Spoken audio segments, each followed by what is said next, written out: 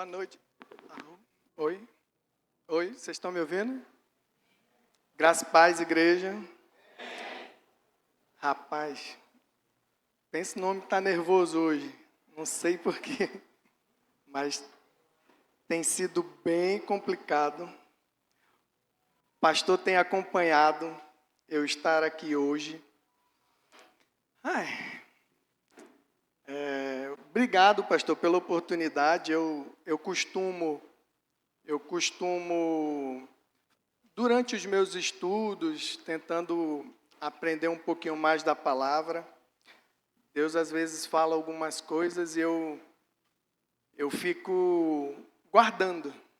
Então, essa mensagem aqui, eu já venho trabalhando nela há um tempo.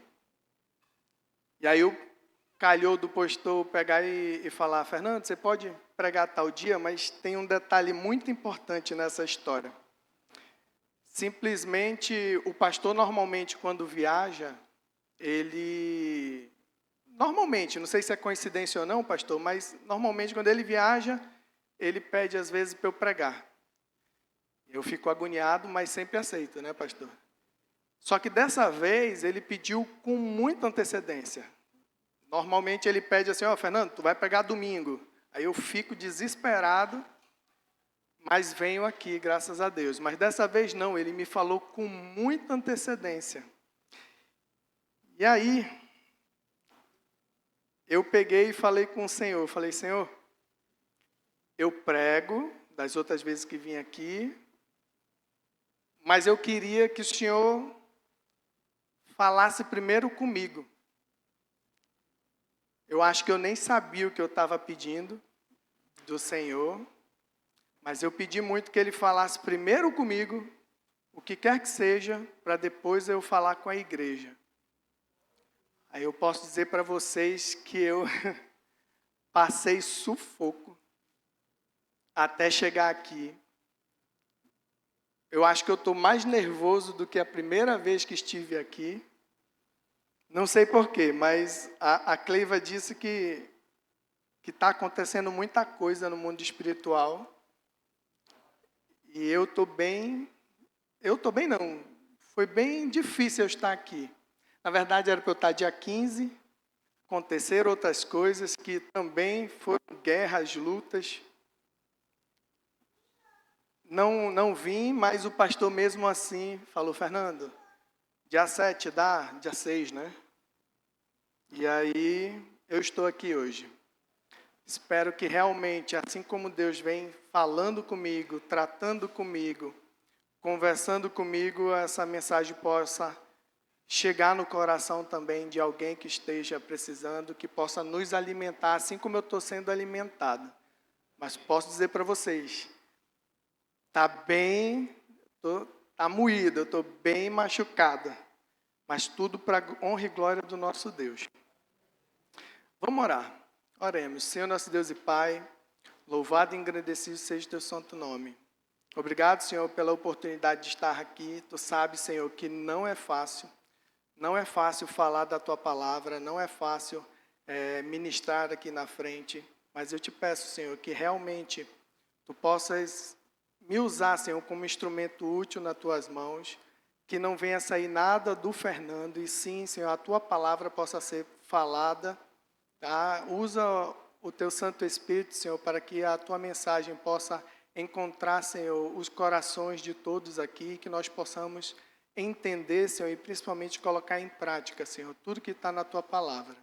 É isso que eu te peço, em nome de Jesus. Amém. Então vamos lá. O texto que eu venho estudando está em Jeremias 18, de 1 a 6.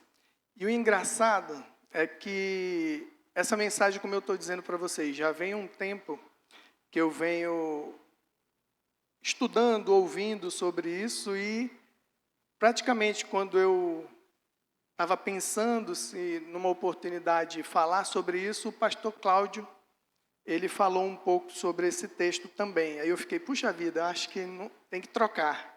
Mas eu creio que a gente vai trabalhar numa posição diferente que, como Deus tem falado ao meu coração. Vamos ler. Jeremias 18, de 1 a 6. A palavra do Senhor que veio a Jeremias dizendo: Levanta-te e desce à casa do oleiro, e lá te farei ouvir as minhas palavras. E desci à casa do oleiro, e eis que ele estava fazendo a sua obra sobre as rodas. Como o vaso que ele fazia de barro se quebrou na mão do oleiro, tornou a fazer dele outro vaso, conforme o que pareceu bem aos seus olhos fazer. Então veio a mim a palavra do Senhor dizendo: Não poderei eu fazer de vós como fez este oleiro, ó casa de Israel, diz o Senhor. Eis que como barro na mão do oleiro, sois vós na minha mão, ó casa de Israel. Amém? Então assim, gente, esse texto, a gente pode pegar um pouquinho para tentar contextualizar o que estava acontecendo até a chegada desse momento.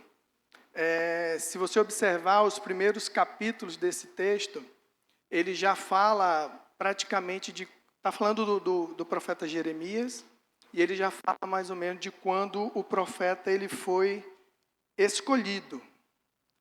E a gente pode acompanhar lá no capítulo 1 de Jeremias, ele diz assim, Jeremias 1 e 4. Assim veio a mim a palavra do Senhor dizendo: Antes que eu te formasse, no ventre eu te conheci. E antes que saísse da madre, te santifiquei às nações e te dei por profeta. Então aqui, se você observar, já nos primeiros capítulos de Jeremias, ele já deixa bem claro que tudo, por o que Jeremias foi separado, foi antes de qualquer habilidade que ele possa ter. Muitas das vezes a gente acha que tal pessoa foi escolhida para tal obra porque simplesmente ela tinha tal habilidade ou outra habilidade, mas aqui a gente pode ver que Jeremias foi escolhido no ventre da sua mãe. Então, assim, ele foi escolhido lá. Então, assim como ele foi escolhido lá, você que está aqui também foi escolhido. Deus nos escolheu, igreja. E assim, ele inicia todo esse ministério dele de profetizar quando a nação de Israel estava mais idólatra possível que você imaginava. Passaram mais ou menos 5 reis, e era bem difícil, porque eles não seguiam, eles não agradavam muito a Deus, o povo não considerava muito o que ele falava. Ele lutou, foram mais ou menos 40 anos de ministério, ele falando, e o povo não ouvindo. Apareciam profetas, apareciam pessoas falando totalmente o contrário a ele, mas mesmo assim ele não buscava agradar homens, ele buscava realmente falar o que Deus queria. Apesar de tudo isso que foi bem ruim que ele vivia, ele continuou a falar. E assim, eu louvo muito a Deus por essa igreja, pelo nosso pastor, porque se vocês observarem, nós estamos vivendo muito disso. Poucas pessoas aí falam realmente o que precisa ser dito. Graças a Deus aqui na Conmeb, através dos nossos pastores, a gente ouve ainda a palavra do Senhor.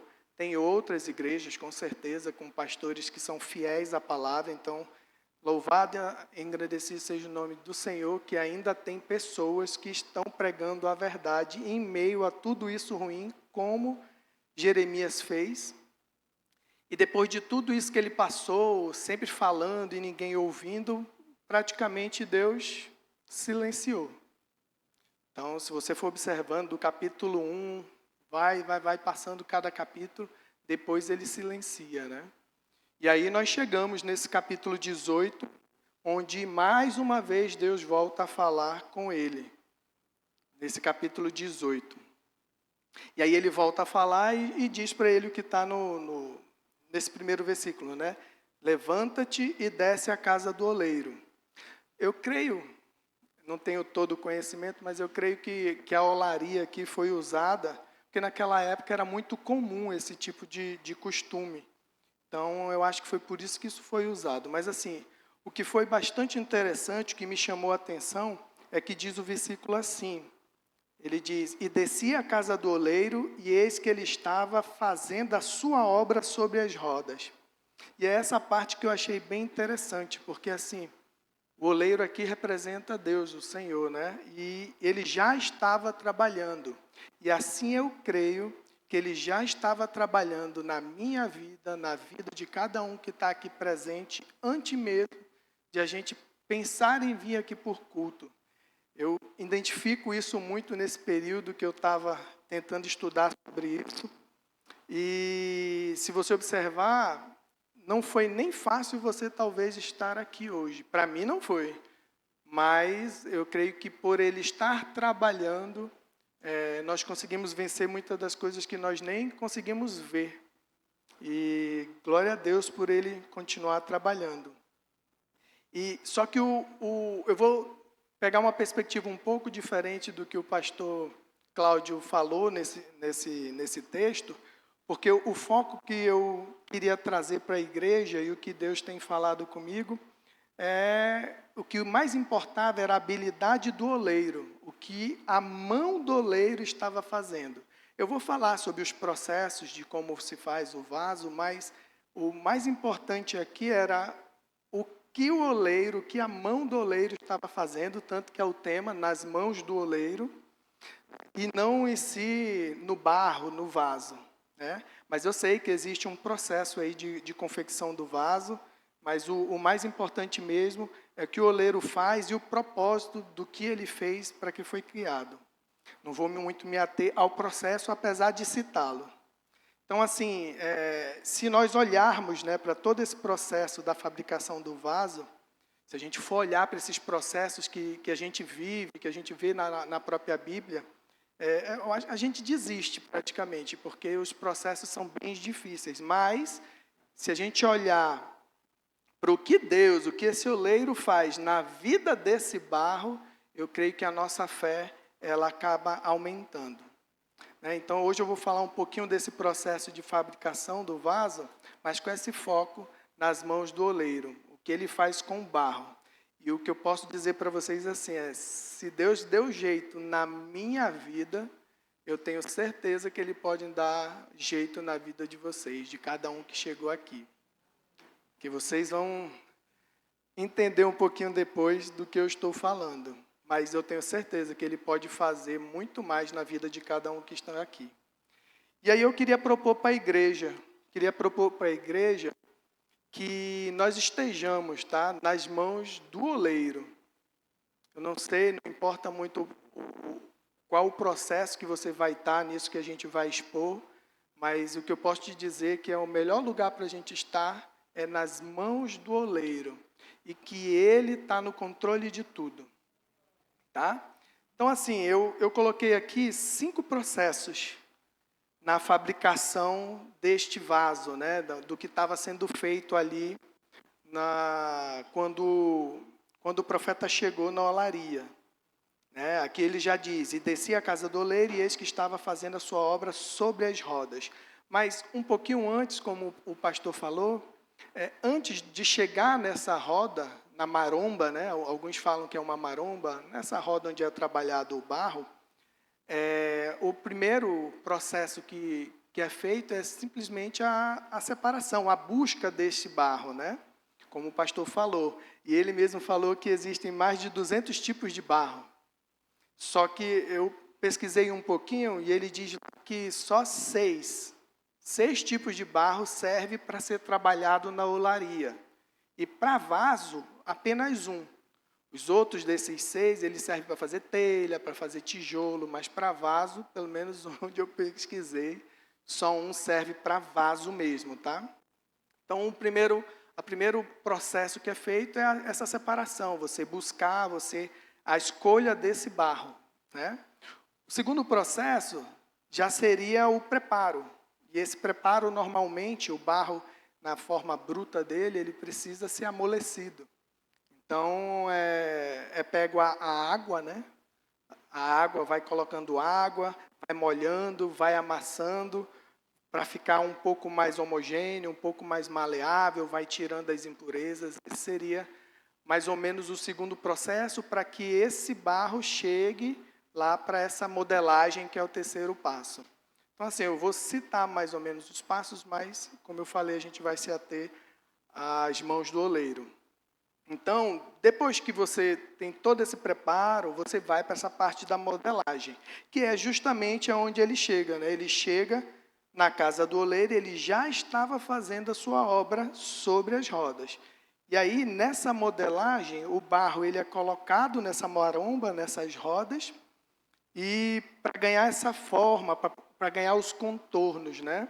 Normalmente ele tem um pedal, né? Ele bota para girar, e aí a velocidade com que vai girar o barro ali, para ele fazer toda a modelagem, vai depender muito do tipo de barro que ele vai fazer. Mas uma coisa é certa, quem decide é o oleiro. Essa é a grande questão. E se nós observarmos no texto, né, nessa segunda parte ele diz, como o vaso que ele fazia de barro se quebrou.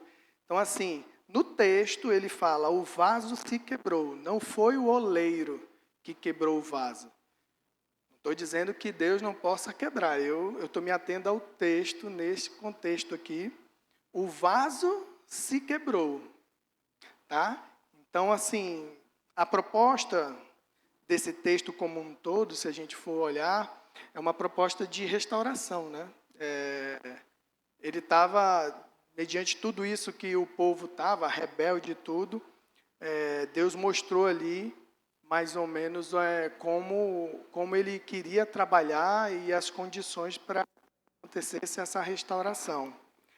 Não era para quebrar, mas assim, parece que o próprio barro, ele meio que resistia à ação ali do trabalho do oleiro. Parece que ele não correspondia, ele estava ali tentando modelar, e parece que o barro que não queria. Só que assim, o que eu creio que surpreendeu Jeremias ao ver essa cena, é simplesmente... normalmente, quando você está fazendo essa modelagem e aquilo meio que se estraga na mão, você troca, pega aquela obra ali que não deu muito certo e troca por uma outra, né? Uma outra massa ali de barro. Só que não foi isso que aconteceu. O texto ele diz, tornou a fazer dele outro vaso. Né? Então, aquele vaso que quebrou ali, ele continuou trabalhando, mesmo o vaso ali resistindo um pouco, o oleiro ele não desistiu. E eu acho que foi isso que Jeremias ali meio que não entendeu. Porque não tem barro melhor. A gente pode olhar aqui para a vida de muitos, para a minha vida. Para que trabalhar na vida do Fernando, rapaz? Tem tanta gente melhor do que ele. Então, pega outro barro, pega outra pessoa aí para fazer tal obra. O Fernando não quer, está lutando aí contra. Pega outro barro melhor que possa corresponder ao molde. Mas o oleiro ele insistiu em trabalhar, mesmo quando ele quebrava. Eu enxergo isso, igreja, como uma grande misericórdia do Senhor, da infinidade da misericórdia que Deus tem para com a gente. Porque Ele continua trabalhando na minha e na sua vida. Você, querendo ou não, resistindo ou não, tentando fugir ou não. Então, assim, eu creio que nós viemos aqui hoje, Deus está trabalhando na minha vida, está trabalhando na vida de cada um que chegou aqui, se você correspondeu ou não. Tem gente que resiste, tem gente que foge, tem gente que corre. Eu acho que eu quase corri de estar aqui, mas Ele continua trabalhando na minha e na sua vida.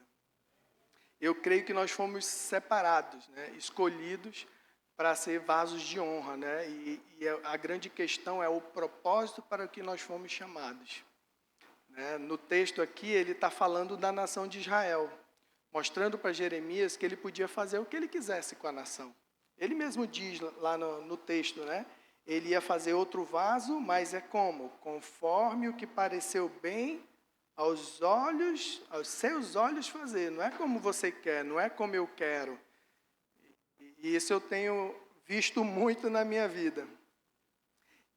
Deus, eu creio que Ele pode até mudar o formato do vaso, mas desistir do propósito para que foi feito, eu acho muito difícil que haja essa desistência, né? Às vezes nós perdemos muitas coisas por essa resistência, mas graças a Deus que Ele não desiste de nós. Ele sempre está com a gente. Como eu disse, né, Ele pode mudar o formato, mas o propósito vai ser cumprido em nossas vidas. É promessa, né? Promessa dele. Então, essas promessas em nossas vidas, Ele não abre muito mão, não. Ele não desiste de nós, né? O que eu fico pensando às vezes é que talvez o homem, talvez alguma pessoa já pode ter desistido de você. O homem em si é mais fácil de desistir. Tem até na Bíblia, no versículo do Isaías 49:15, ele diz, né? Pode uma mulher se esquecer tanto do seu filho que cria, se não se compadeça dele, do filho do seu ventre?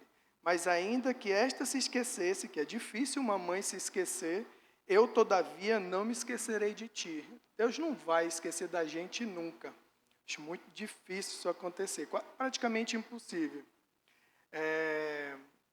E talvez eu esteja aqui, né, pregando hoje, né, você talvez está ouvindo aqui, mas uma das principais coisas que eu queria dizer é que Deus não desistiu de mim e também não vai desistir de você. Se eu tenho certeza que nós seremos usados para a glória dele. E ele vai fazer o propósito dele, vai nos usar. Eu nunca imaginei estar aqui pregando, nunca imaginei mesmo, no máximo que eu era um líder de jovens, alguma coisa assim, tocando saxofone, que já não tenho mais tocado. Mas pregar, ensinar a palavra do Senhor, eu aprendi com o pastor. E ele que me provocou a isso. Nunca achei que fosse capaz, mas estou aqui, espero que dê certo. E uma coisa o que eu entendo que é o porquê que Deus faz isso, de não desistir, o oleiro ali não desistia do que ele estava fazendo, da modelagem que ele estava fazendo, é simplesmente porque Deus ele é atemporal, ele já nos enxerga pronto, então ele já sabe qual é o vaso que o Fernando vai ser, o vaso que o Vânio, o vaso que o pastor e que cada um de nós estamos aqui. A nossa mente não consegue entender isso, né? A nossa mente é muito limitada, mas ele consegue enxergar isso. E por enxergar que tipo de vaso que cada um de nós podemos ser e o uso que ele pode ter em nossas vidas para o propósito dele, que talvez ele não desista de nós. Eu creio muito nisso. Então, ainda dá tempo, né? Ainda tem jeito. Teve jeito para a minha vida, eu ainda estou apanhando que só. E olha que já posso ser considerado um crente velho. Tive a oportunidade de conhecer a Cristo criança, já para adolescente. Então, você ainda pode ser usado no propósito do Senhor. Aqui é o grande detalhe. E Ele está trabalhando. E eu creio que Ele vai fazer algo novo na minha e na sua vida, como Ele tem feito. E aí ele diz assim, ó, no versículo 5 e 6. Então veio a mim a palavra do Senhor dizendo, não poderei eu fazer de vós como fez este oleiro, ó casa de Israel. Diz o Senhor, eis que como barro na mão do oleiro, assim sois vós na minha mão, ó casa de Israel. E eu vejo assim sois vós na minha mão, ó Fernando, ó Comeve, ó amigo que está aqui com a gente hoje. Cada um de nós, assim sois vós na minha mão. Então, na mão do Senhor, nós todos somos barro. E aí aqui, eu apanhei um pouquinho em algumas coisas. Né? Tem gente que acha que é grande, falando no ambiente humano aqui, no que nós vivemos. Né? Tem gente que se acha muito grande por posses, por alguma coisa que possa ter, mas ele pode ser o grande como for na visão do homem, mas ele é barro. Não importa. Pode ser o pastor que prega em todos os lugares da face da terra, conhecido, e a gente tem vários exemplos, é barro. Pode ser o líder aqui dessa igreja, de outra igreja, pode ter feito o que for, é barro. Pode cantar, tocar, pode fazer o que for também. É barro. Não sei se vocês estão conseguindo entender, mas se a gente até pegar para a atualidade de hoje, que todo mundo só quer like, curtidas e seguidores, né? Parece que isso que é o importante hoje. Até quem tem mais seguidor lá no Instagram, sabe lá onde, é barro. Pode ser famoso, nacional, internacional, pode ser o que for. É barro. Acho que ficou claro, né? Eu peguei vários, falei, é barro, é barro, é barro. E só quem é feito de barro mesmo reconhece essa dependência que nós temos da mão do oleiro na vida, né? E aí, espero que nós estejamos disponíveis para o trabalho na obra dele, né? Então, nós temos que reconhecer que realmente somos barros, né? E entregarmos essa nossa vida para Deus moldar e transformar num vaso de honra para ser usado na obra dele. Em Isaías 64:8, ele diz assim: mas agora, ó Senhor, tu és o nosso Pai, nós o barro, e tu o nosso oleiro, e todos nós obra das suas mãos. Então, espero que a gente entenda. Eu tenho entendido e lutado. Tenho algumas vinda da Escola Batista, e eu tenho muita coisa que eu aprendi lá. Não estou dizendo que é errado os batistas nem nada, aprendi muita coisa. Mas acaba que a gente tem alguns costumes que eu estou lutando com eles. Minha esposa sabe bem do que eu estou falando. E aí a gente chega no quarto passo, né? Isso tudo que eu tenho falado da modelagem, aproveitei que se passa nessa modelagem o texto que nós lemos, mas ainda tem o quarto passo, que é depois que ele toma forma, né? Esse vaso ele precisa secar, passa por vários dias, pode ser sol, pode ser sombra, né? Alguns racham nesse momento, né? Não é fácil essa secagem. Depois ainda tem o cozimento, que é o quinto passo. E nesse cozimento, né, esse vaso já seco, ele vai lá para o forno, também passa vários dias, depende da quantidade de dias, depende do tamanho, da espessura, do formato que é necessário para esse vaso, e normalmente nesse forno vai até a temperatura máxima. E aí sim, se ele aguentou todo esse processo, aguentou firme isso tudo, ele sai de lá e pelo barulho, né? O oleiro, ele sabe se aquele é um barulho diferenciado, ele sabe se ficou bom ou não. Mas e se quebrar? Como aqui no texto fala que o vaso se quebrou. E aqui, normalmente, aí eu falo por mim, mas eu acho que todos nós, muitas das vezes nós queremos ser o oleiro. Nós queremos falar para Deus o que é para fazer na nossa vida. E é aqui onde a gente sofre bastante, né? A gente às vezes quer controlar todas as coisas, decidir sobre tudo. Às vezes a gente quer moldar a própria igreja e o evangelho para as decisões do que nós queremos, né? Praticamente a gente quer seguir o nosso próprio caminho, adequando as coisas do Senhor para o que a gente tem que viver. E eu já vivi muito isso. Já fiquei todo quebrado, assim como tem muita gente quebrada por causa disso. E normalmente são decisões erradas, né, que a gente vai durante a vida e vai quebrando a cara. Nesse momento aqui, eu vou falar um pouquinho do que eu vivi. Algumas pessoas me conhecem, outras não. Outras só conhecem uma parte, o Fernando já convertido. Então, assim como tem esse processo todo, onde a primeira questão não é a busca do barro, Deus me buscou, graças a Deus por isso. Assim como Ele buscou cada um do que está aqui. E eu creio que Ele me escolheu para ser um vaso de honra, assim como escolheu cada um de nós. Igreja Comeve ou outras igrejas que possam estar aqui representadas. O segundo ponto, que é aquele preparo, lembra? Eu enxergo na minha vida. Meus pais, eles não eram evangélicos. A minha mãe já, por muito tempo, foi até da macumbaria. E o meu pai nunca quis nem saber de igreja. Só que para você ver, quando Deus separa, Ele também não prepara o barro, não é o segundo passo?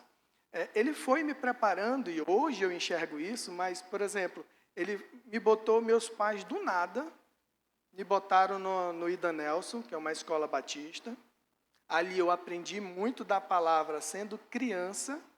Então, se você observar, não faz sentido. Uma mãe que trabalhava com macumba, o pai que não queria nem saber de nada, botou numa escola que era batista, evangélica. Eu enxergo que é o preparo do Senhor porque Ele tinha para mim. Depois, para quem me conhece, eu tenho 2 mães. Então, a minha mãe de sangue, eu acabei tendo uma segunda mãe, a Marina, até a irmã do Enoque, que era aqui da igreja. Então, Deus me deu essa outra mãe, e essa outra mãe foi quem me apresentou para o Evangelho, foi me levando para a igreja. Eles têm um ministério na escola batista, na igreja batista chamada OANCE, que eu me identifico muito, que significa Obreiros Aprovados Não Se Envergonham, que é baseado em 2 Timóteo 2:15, que é procura apresentar-te a Deus aprovado, como obreiro que não tem de se envergonhar e que maneja bem a palavra da verdade. É isso que significa OANCE, e através desse ministério na Igreja Batista eu acabei me convertendo. Então, eu enxergo todo o preparo do Senhor até a minha conversão, e aí eu entrei na modelagem, na roda, na maromba, para começar a pegar forma. Aqui é a dose, aqui é pesado. Essa modelagem, dependendo do que o barro tente fazer, eu era um barro bem rebelde, foi difícil. Eu tomei decisões erradas, me batizei em 98, por isso que eu digo que eu sou um crente velho, né? 98 eu estava me batizando, tinha 15 anos, sei lá, 20 e poucos anos, não vou nem fazer conta. Mas assim, mesmo assim eu tomei decisões erradas, mesmo já entendendo, tentando crescer no Evangelho. Infelizmente, fui apresentado para pornografia, que é algo muito difícil de você se libertar. Aí, com pornografia, você já entra num ambiente mais promíscuo de mulheres e tal. Isso é muito ruim. Nunca fui de festa. É uma misericórdia do Senhor, eu acho, na minha vida, porque nunca fui de festa. Mas, no finalzinho das bagunças da minha adolescência para a juventude, me convenceram que festa era bom. Eu ia, não gostava. Às vezes eu ia, parecia reunião da igreja. Estava um monte de gente jovem da igreja. É culto agora? Pensei que era festa. Para vocês verem como, se você não cuidar, os jovens vão se perdendo. Então, e a partir dessa, eu só fui uma vez, não gostei. Aí falaram que outro lugar era bem legal, eu fui lá, não gostei também. Fui para o outro, não, esse é porque tu foi no ruim, tu tinha que ir em tal lugar que lá é espetacular. Eu fui lá, gostei. Aí eu, rapaz, gostei, olha, vou sábado que vem. Eu achava que eu ia. No sábado de tarde, a gente jogava futebol, eu sofri um acidente de carro. Entrei com o carro dentro de uma casa, a mulher me bateu no cruzamento, do jeito que eu vinha, fui lá dentro da casa da mulher. Não me perguntem como foi que aconteceu, eu só sei que eu estava dirigindo e eu já acordei com o carro todo desligado, todo mundo gritando, ele morreu, ele morreu. Eu falei, quem que morreu, gente? Estou aqui. E eu não estava entendendo nada. A mulher da casa desesperada gritando, que eu entrei, né, forçado com o carro. E aí eu vim entender que eu tinha sofrido um acidente. Eu vejo muita misericórdia do Senhor nesse meu acidente, porque normalmente as casas são feitas de concreto, né? É só muro de tijolo. Se tivesse um concreto ali, o carro não tinha passado, ele tinha espremido e eu tinha ficado por lá. Também não vi nada. Para mim, Deus me tirou, bateu, depois Ele me botou lá. Porque eu não sofri arranhão nenhum fora, só fiquei, lógico, bem ruim da cabeça, porque foi bem complicado. Aí passou toda a minha vida. Então, essa é uma parte. Eu posso dizer que naquele momento eu já era evangélico, já estava entendendo, mas estava tomando decisões totalmente erradas. Posso dizer que pelo menos eu rachei ali. Se eu cheguei a ser um vaso, ali eu rachei.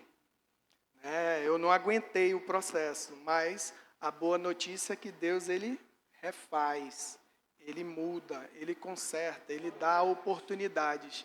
E graças a Deus eu tive uma nova oportunidade. Só que lembra que eu falei, na modelagem, dói, porque às vezes ele amassa. E na minha forma de ver, deixa eu correr, na minha forma de ver,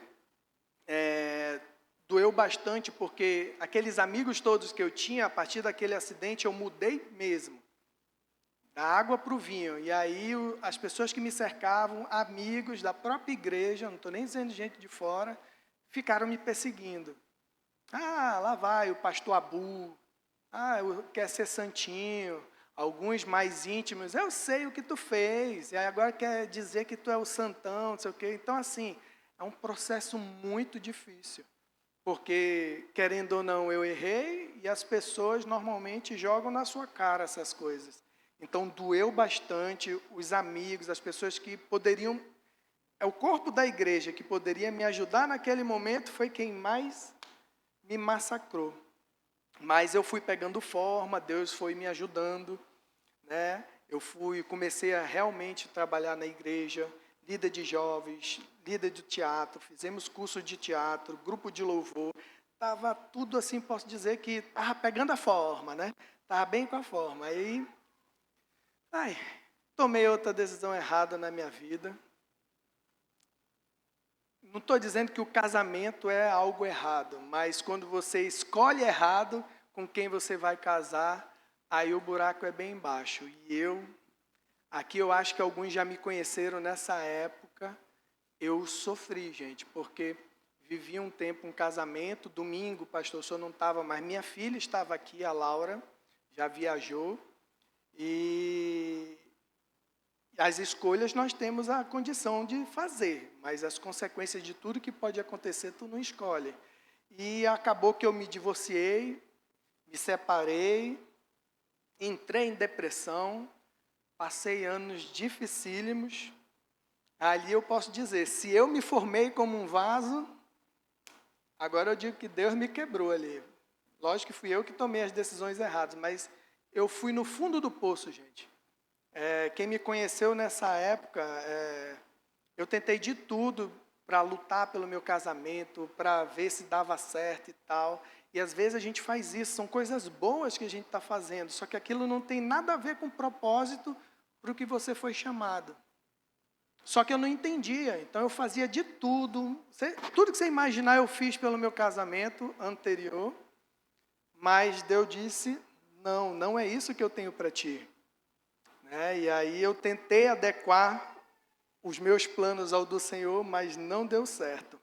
E pensei em suicídio, essas coisas, foi bem difícil, vou pular essa parte, mas foi muito difícil o que eu vivi, até que eu, desisti.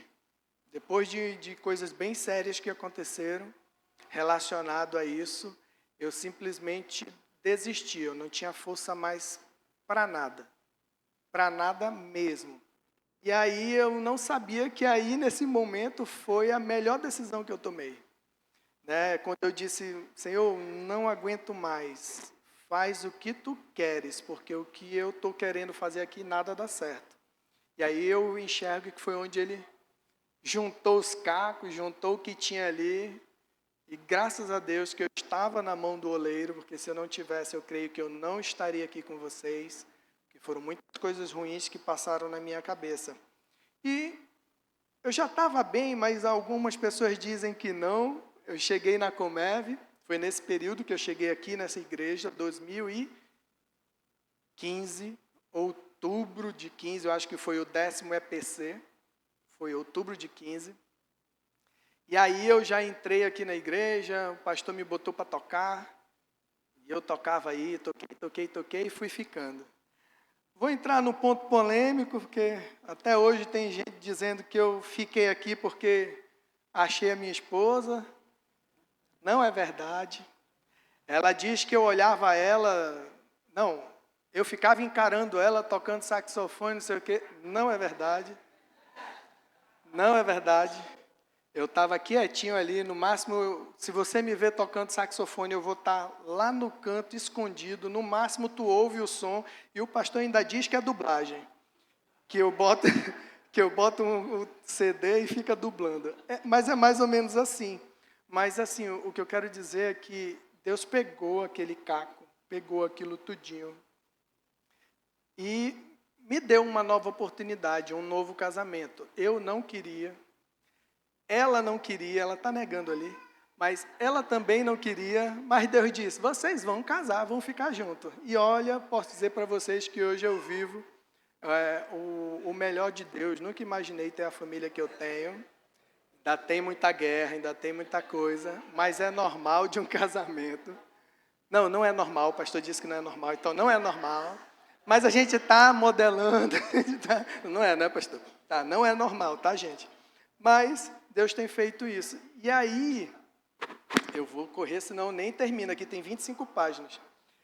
A questão maior de tudo, depois que as pessoas foram acompanhando tudo que ia acontecendo na minha vida, acho que poucas pessoas me viram aqui quando eu tive problemas de saúde.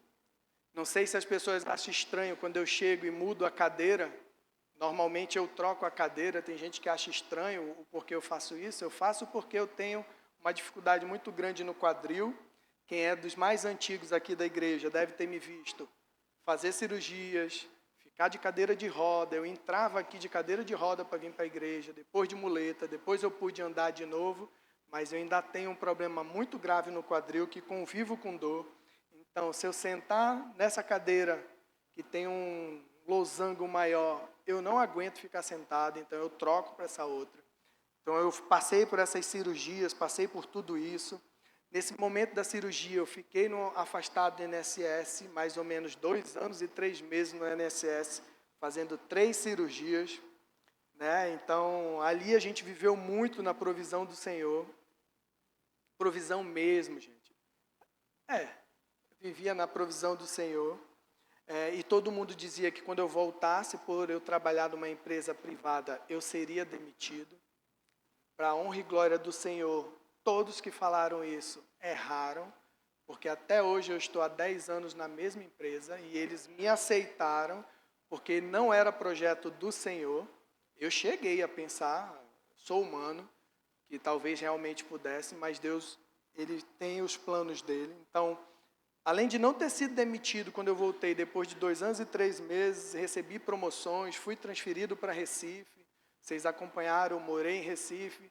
Aí Deus disse, volta para Manaus. A ida para Recife, minha esposa chorou que enchia o Rio Negro. Para voltar, ela não queria voltar, encheu o mar lá também. Não entendi nada, não queria ir, não queria voltar, mas foi bem difícil, o pastor nos acompanhou. Provisão do Senhor, Ele está lá no momento mais difícil que a gente passou ali do meu trabalho. Mas Deus disse, vai. E eu não já tinha decidido que faz o que tu queres, Senhor? Porque o que eu queria era estar lá em Recife. O pastor sabe, muita gente sabe. Mas ele disse, volta para Manaus. Eu vim chateado que eu estou dizendo no sentido humano, gente.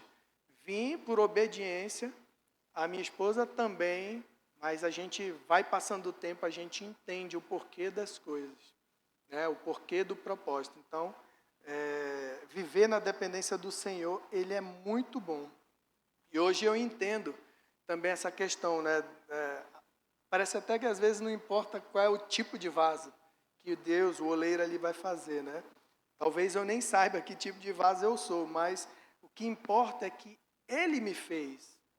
Ele fez cada um de nós aqui. Ele fez todos nós que estamos aqui, né? E o que eu sei é que Ele fez isso por uma grande obra. Eu tenho certeza que Ele fez por uma grande obra. E é isso que eu estou dizendo. Deus, Ele conserta a gente.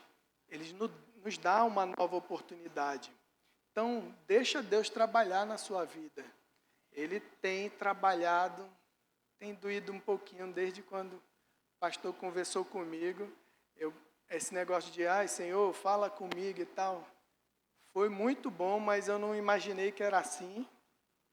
Ele amassa, dói, mas é necessário, gente. Tem propósito essas coisas. Então, eu passaria tudo de novo. Ele refaz, Só que o detalhe, ele faz como está no texto. No texto ele diz, conforme o que pareceu bem aos seus olhos fazer. Então ele refaz, mas da forma que ele quer. Eu lutava pela minha família anterior, mas não foi da forma que eu queria. Porque ele tinha um propósito do que ele queria, que eu nem imaginava, nem sabia. Então, não vai ser do seu jeito, não foi do meu jeito. Ele não vai se adequar aos meus planos, nem aos seus planos. Ele tem os planos dele. Não adianta resistir. Não adianta, gente. Deus sabe o melhor para nós. Eu não identificava o que eu estou vivendo hoje, assim como eu não consigo enxergar o que eu vou viver daqui a tanto tempo. Mas o que eu sei é que Deus tem o melhor para mim e para você. Agora, basta nós obedecermos, né? Temos que reconhecer, entregar realmente o centro da nossa vida nas mãos do Senhor. Então, é como eu estava dizendo, a forma que vai ter o vaso, ele não importa muito, né? E sim o propósito para que ele foi feito. E aí a gente passa por algumas frustrações, né? Até mesmo dentro da igreja. Porque às vezes a gente olha a vida do outro. Então a gente olha a vida do fulano, olha a vida do Vânio, olha a vida de alguns colegas e a gente às vezes quer fazer o que o outro faz, até mesmo dentro da igreja. Na vida secular também tem isso, mas às vezes dentro da igreja a gente faz isso. Só que assim, quantas vezes você girou na maromba? Quantas vezes você quebrou? Né? Às vezes a gente quer o lugar do outro, mas a gente não sabe nem o que aquele outro passou. A gente não sabe o processo, a gente não sabe nem se a gente aguentaria passar pelo processo que aquela pessoa que você talvez esteja falando que queria estar no local passou. A gente pode ver isso na Bíblia, na vida de José. Para ele chegar a governador, ele passou muito sufoco. Você aguentaria tudo que José passou? Você aguentaria tudo que Davi passou para depois ser considerado um homem segundo o coração de Deus? E ele errou bastante também. Teve as consequências dele também, assim como eu estou tendo na minha vida e você vai ter na sua. Então, às vezes a gente quer enfrentar um Golias da vida, mas não matou nem um urso, nem um leão. Não foi isso que ele matou antes? Então, aqui em Isaías 29 eu achei interessante. 29:16 diz bem assim: vós tudo perverteis, como se o oleiro fosse ao barro e a obra dissesse a seu artífice: não me fez, e o vaso formado, não me fez, e o vaso formado dissesse do oleiro: nada sabe. A gente inverte, a gente praticamente perverte, que é a palavra que foi usada aqui. Praticamente a gente inverte tudo. Nós temos que reconhecer que nós somos barro, gente. Pó, é até para lá que a gente volta. Né? Só que Deus é soberano e está no controle. E eu digo para você, você está no lugar certo. Porque aqui, eu posso contextualizar que aqui é a olaria, que a gente vê no texto. E o oleiro está aqui. Tenho certeza que Deus está dentro dessa igreja, dentro das nossas igrejas, e Ele está aqui para fazer a mesma obra que fez na minha vida, pode fazer na sua também. Então, assim, nós temos que reconhecer, nós somos barro. Deus nos escolheu e separou para fazer um vaso muito especial, mas com o propósito dele.